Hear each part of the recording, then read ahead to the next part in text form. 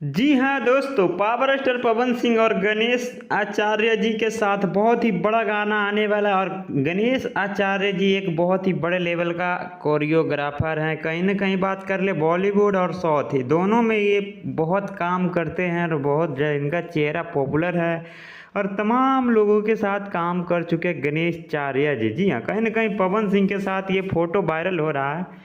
देख के लग रहा है कि पावर स्टार पवन सिंह का बॉलीवुड सॉन्ग बहुत जल्द आने वाला है। जी हाँ, लग रहा है पावर स्टार पवन सिंह फिर से बड़ा लकीर बना देंगे बॉलीवुड में। जी हाँ, तो कहीं ना कहीं ये फोटो देख के आप लोग क्या अंदाज़ा लगा रहे हैं, खेसारी लाल के फैंस लोगों को क्या अंदाज़ा लगेगा और पावर स्टार पवन सिंह के फैन लोगों का क्या कहना है इससे फोटो के माध्यम से जो कि पावर स्टार पवन सिंह साझा कर रहे हैं और इनको अपने इंस्टा आईडी पे पोस्ट किए हैं पावर स्टार पवन सिंह और समथिंग करके कुछ लिखे हैं पावर स्टार पवन सिंह। तो देखिए इन दोनों का जो कि कोरियोग्राफर में किस तरह से काम किए कि तो कैसा गाना होने वाला है दोस्तों।